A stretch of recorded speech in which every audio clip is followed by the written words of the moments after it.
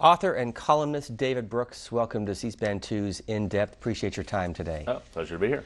Let's talk about writing a book and the differences from writing a column. They're totally different, and its length. A column is 800 words in the Times, and length is absolutely everything. You start how many words, how many letters. You really have to compress to length. So there are a couple things you can't do at that length. First thing, it's hard to tell a narrative story because it just takes time to set up. It's hard to do in-depth reporting because by the time you set a scene, you've eaten up 600 of your 800 words. So a column, they compare it to like a sonnet. You just have one idea and you hammer that idea. Now, I try to use my columns more narratively, try to do it rather than a legal brief, just try to tell a story, but it's really compressed. With a book, you can spend a couple of years on something, you develop a little more in-depth knowledge, and you can do it in a more narrative form, which I'm more natural thinking in terms of. And you can do a little better of capturing the climate of something. With a column, it's pretty much who's doing what, and it's very specific.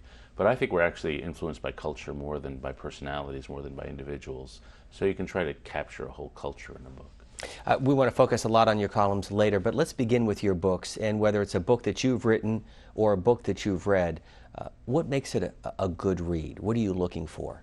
Yeah, well, you want it to, at the grandest, you want it to change your life in some serious way. You want it to lodge in your head, and I'm a big believer in books. I think books are the most important thing any writer does, even those of us who are columnists. Because if you spend time with a book, you're going to spend a significant amount of time with it, and you're going to remember it if it's any decent book.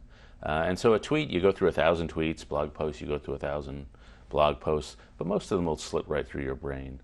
But a book, you engage with it, and you become, at best, emotionally involved with it, even a nonfiction book.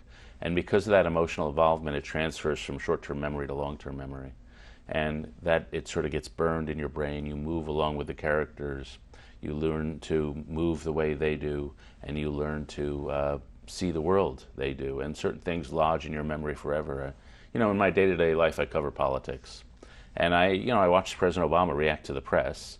And I've read a bunch of biographies of Dwight Eisenhower, for example. And on his last day in office, Eisenhower has asked, do you think the press corps has been basically fair to you in your time of office? And he said, well, I guess there's nothing a reporter can do that can hurt me.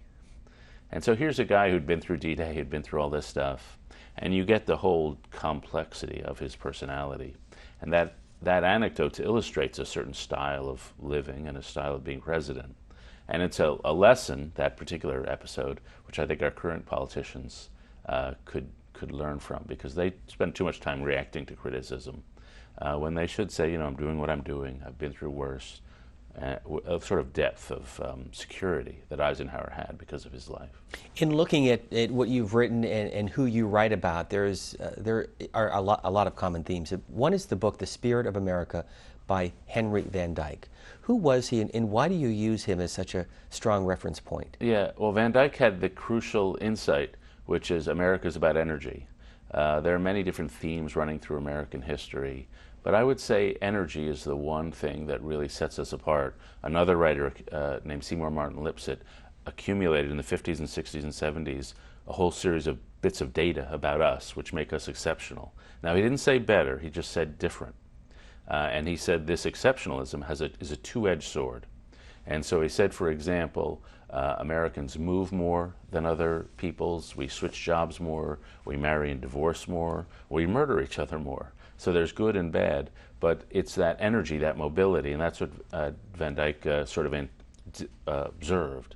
And he put that at the core of the way he sees the country. And I try to get the spirit of who we are in a lot of the writing, and I think that insight was a profound one. So let's delve into On Paradise Drive, and you talk about energy, the human energy that we have in this country. Do we still have it today in 2011? Yeah, one of the points I make in that book is that Alexis de Tocqueville came here in the 1830s, and he observed a certain style of life that we call the American style of life. And a lot of us had no ancestors here in the 1830s, and yet we still hew to that style of life. We still have that mobility. And you ask the energy, why? Where does the energy come from? And the story I tell in that book is about a moral materialism. Europeans came to this continent hundreds of years ago. They saw vast forests, They saw flocks of geese so big it took them 45 minutes to take off. They saw land stretching out to infinity. And they had two thoughts. The first was that God's plans for humanity could be completed here. And the second was they get really rich in the process. And so that was right from the get-go. It's a moral materialism, a moral drive, but also a material drive. And the confluence and the tension between those two drives, the moral and material, has been propelling us. The Puritans had this concept of two callings. We have a calling to be holy and a calling to succeed and prosper on earth.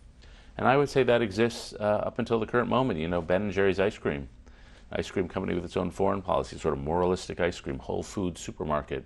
I joke in one of the books, I think in that one, that at Whole Foods, they're a progressive grocery store. It looks like all the cashiers are on loan from Amnesty International. And so that moral materialism is still around us every second of every day. It stretches back hundreds of years, very consistent. In the book, you say this, we may not all be chasing the same thing, but we are chasing something. What defines us as a people is our pursuit, our movement, and our tendency to head out. Today's movement to ever more distant suburbs is merely the current iteration of the core American trait. Yeah, and in the back in the 19th century, there would be writers would go to Ohio, and at that point, that was about the early 19th century. That's about the western frontier. And they'd notice people would find a valley, and then they'd keep going west, even though that valley was pretty good, because they assumed there'd be something even better across the next hillside. And again, this has positive and negative consequences. The positive consequences is that we're always trying new things, pretty innovative. And for all the talk of American decline, that culture of adventurousness and innovation is still there. The negative consequences are in evidence there. I sort of talk about it in the book, but it's become much more obvious since that book came out, which is that if people were moving to places like Henderson, Nevada, Douglas County, Colorado, to experience a new suburb, and it's pretty clear a lot of those people were moving into homes they couldn't afford, stretching themselves too far, taking big risks. And a lot of the bankers and mortgage lenders were also taking big risks and underestimating the difficulties they would encounter if this bubble popped. And so in a lot of those places, which I wrote about in that book in particular, fast-growing suburbs, especially in the Rocky Mountain areas in the South, Florida, it all went pop. And so that's the downside of the adventurousness and the risk. We move out, and we find ourselves in a world of pain. Fast-growing suburbs with the so-called McMansions, and you point out not only the size of the home, but the size of the drink that you buy at a 7-Eleven. Yeah, no, everything got sort of magnified. And so, you know, in those days, and especially about 4 or 5 years ago, there were Hummers driving down the road, people were driving Chevy Suburbans.